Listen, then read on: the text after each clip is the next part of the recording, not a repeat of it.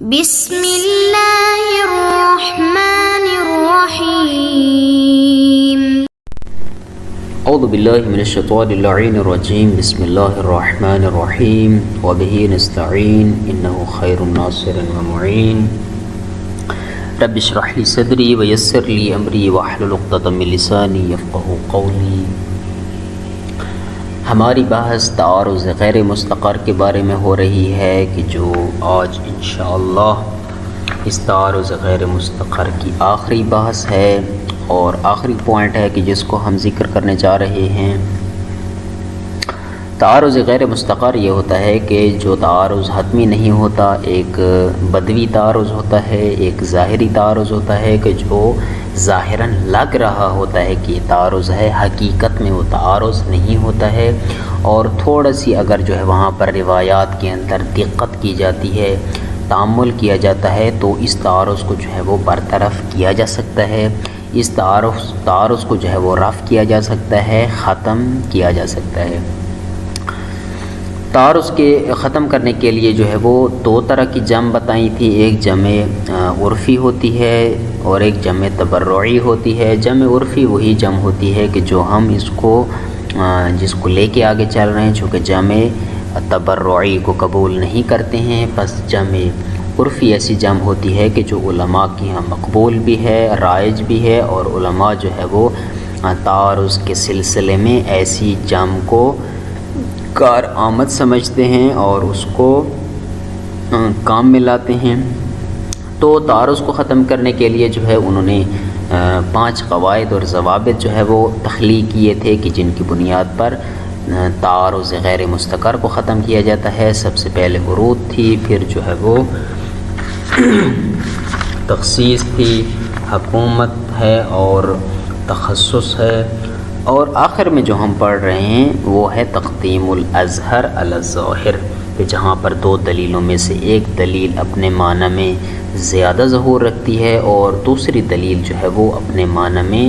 کم ظہور رکھتی ہے، اور یہ دونوں دلیلیں آپس میں تعارض کر رہی ہیں، تعارض کھا رہی ہیں۔ تو اس صورت میں جو دلیل اپنے معنی میں زیادہ ظہور رکھتی ہے اس کو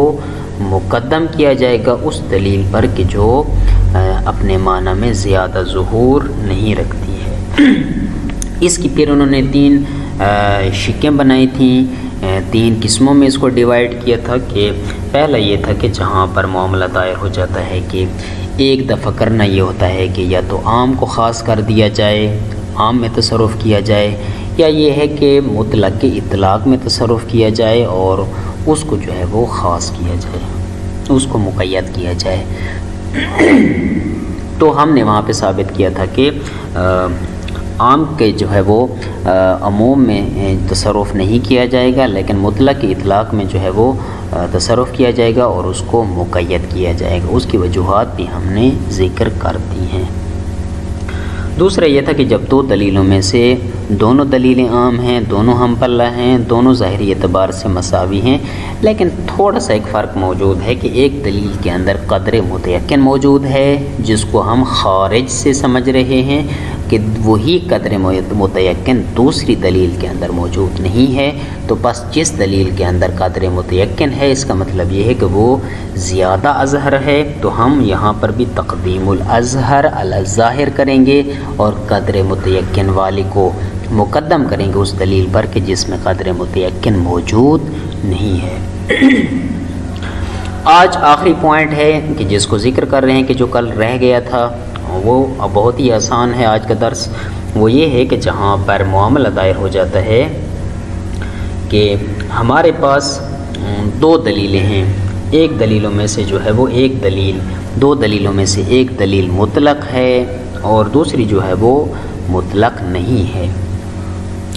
یعنی دوسری میں جو ہے وہ تقیید موجود ہے۔ اب یہاں پر جو ہے کیا کرنا ہے، ایک دلیل چونکہ عام طور پہ ایک عام حالت میں، ایک عام شکل میں بطور عموم وارد ہوئی ہے اور دوسری دلیل کے اندر کوئی نہ کوئی قید موجود ہے۔ اب یہاں پر جب قید موجود ہے تو ظاہری طور پہ جو ہے وہ تعارض ہمیں نظر آ رہا ہے کہ آیا اس کو بطور عموم اس پر عمل کریں، ایک دلیل کو لیں، یا دوسری دلیل کو لیں اور ساتھ وہ جو قید موجود ہے اس کے مطابق جو ہے وہ اس پر عمل کریں۔ اب یہ جو قید موجود ہے، یہ جو دوسری دلیل کے اندر یہ جو اضافہ ہے، آیا اس کو قید بنائیں گے اور کہیں گے کہ پہلی دلیل مطلق تھی اور یہ جو دوسری دلیل ہے یہ اسی کا حصہ ہے اور اسی دلیل کو اس میں مقید کیا گیا ہے، اور یہ جو قید والی دلیل ہے اس کو ہم اسی کے لیے مقید بنائیں، یا پھر ہمارے پاس ایک اور راستہ بھی ہے کہ ہم اس قید والی کو کہیں گے کہ یہ قید استحبابی ہے، یعنی ہم اس کو استحباب پہ حمل کریں گے۔ مثلا کیسے، مثال کے ذریعے سے جو ہے وہ میں آپ کو سمجھانے کی کوشش کرتا ہوں کہ ایک دلیل کہتی ہے کہ اگر مثلا آپ نے فلاں فعل قبیح کو انجام دے دیا تو اس کا کفارہ یہ بنتا ہے کہ ایک غلام کو آزاد کرنا واجب ہوگا۔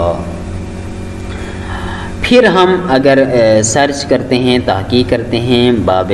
روایات میں آتے ہیں اور اس میں وقت صرف کرتے ہیں تو ہمیں ایک دن یہ دلیل مل جاتی ہے کہ اگر آپ نے عیناً اسی کام کے بارے میں،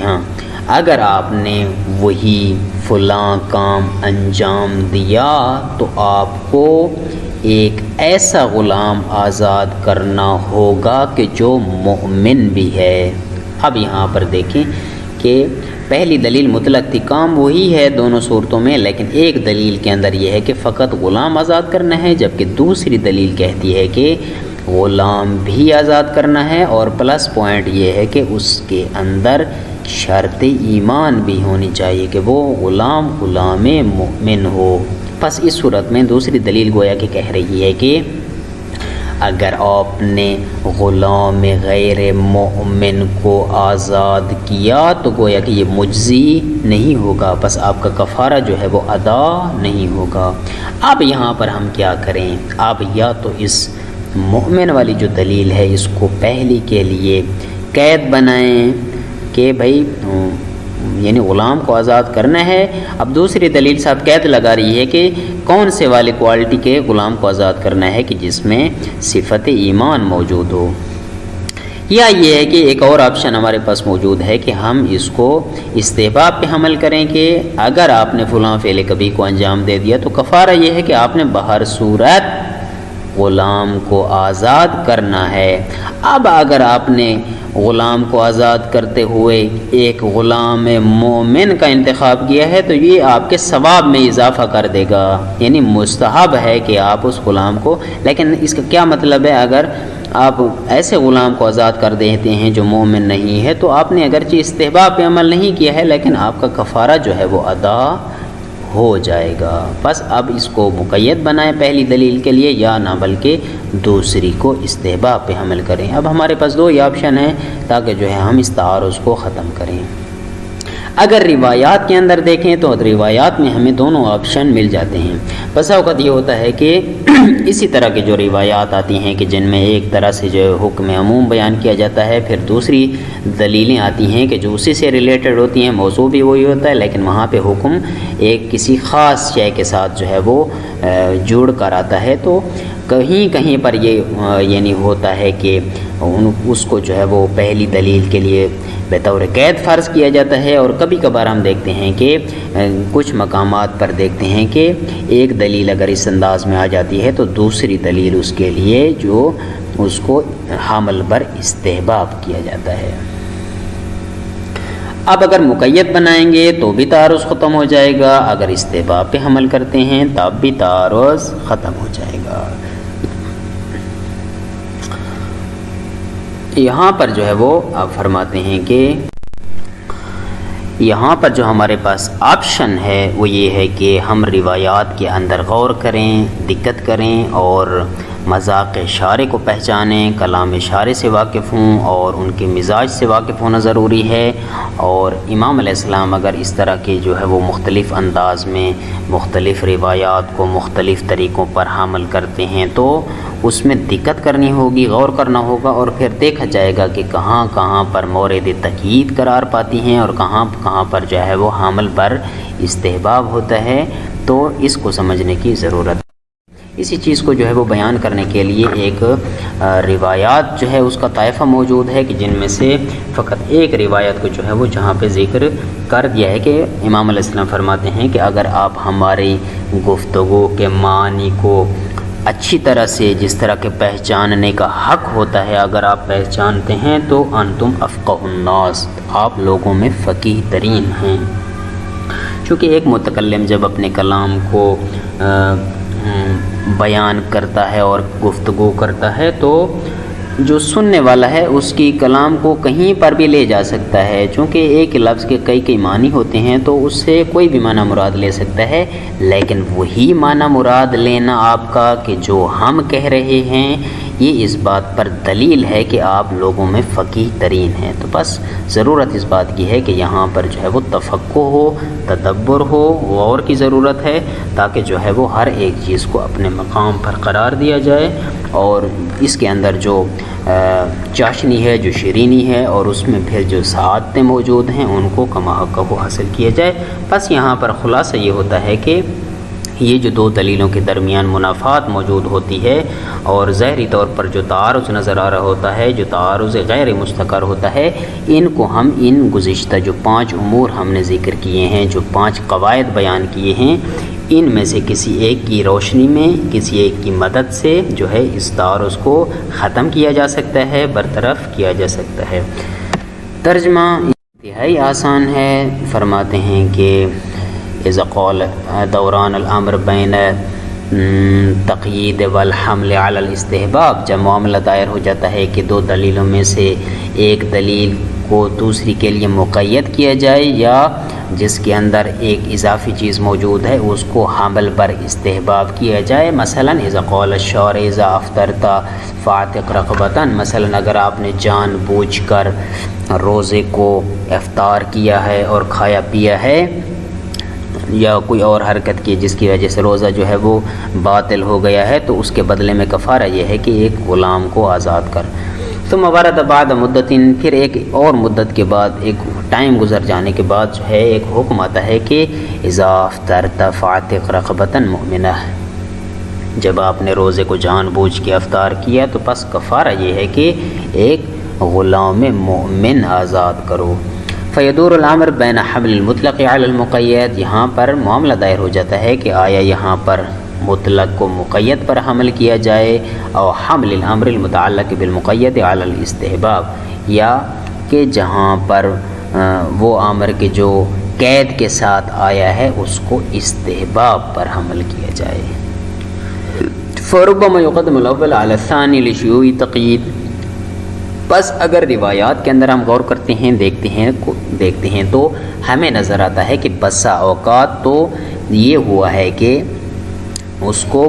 مطلق کو جو ہے وہ حمل کیا گیا ہے مقید پر، یعنی یہ جو اضافی چیز موجود ہے دوسری روایت کے اندر اس کو بطور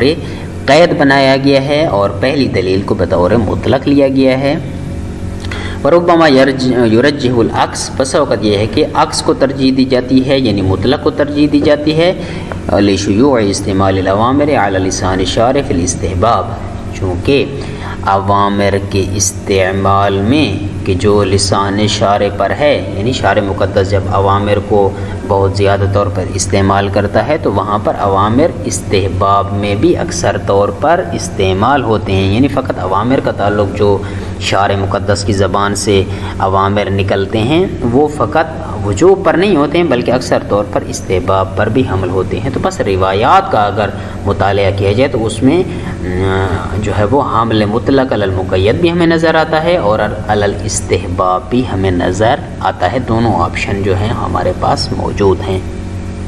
وقد مرہ تفصیلہ فی المقصد الخامس عند الباحث فی المطلق والمقید، اگر آپ تفصیل دیکھنا چاہتے ہیں تو اس کی تفصیل مقصد خامس کے اندر مطلق اور مقید کے ذیل میں ہو چکی ہے، ڈیٹیل کے لیے جو ہے وہ آپ اس طرف رجوع فرما سکتے ہیں۔ وَيَدُلَّ عَلَى هَذَا النَّوْعِ مِنَ الْجَمْعِ طَائِفَةٌ مِنَ الرِّوَایَات، فرماتے ہیں کہ دو متعارض روایات کے درمیان جو جمع کرنے کا یہ جو طریقہ ہم نے آپ کو تقدیم الاظہر علی الظاہر بتایا ہے، فرماتے ہیں کہ اس کے متعلق ہمارے پاس روایات کا ایک گروہ موجود ہے کہ کہ جس میں سے جو ہے وہ بطور تبرک ہم ایک روایت کو آپ کے سامنے ذکر کرتے ہیں کہ جو داود بن فرقد کی ہے. قال سمعت ابا عبداللہ علیہ السلام لا یقول انتم افقہ الناس. فرماتے ہیں کہ میں نے حضرت امام صادق علیہ السلام سے سنا کہ فرما رہے تھے کہ یہاں پر لا جو ہے وہ اشتباہ ہے. انتم افقہ الناس فرما رہے تھے کہ تم جو ہے وہ لوگوں میں سے فقیہ ترین ہو. کب؟ اذا عرفتم معانی کلامنا، اس وقت کہ جب تم ہماری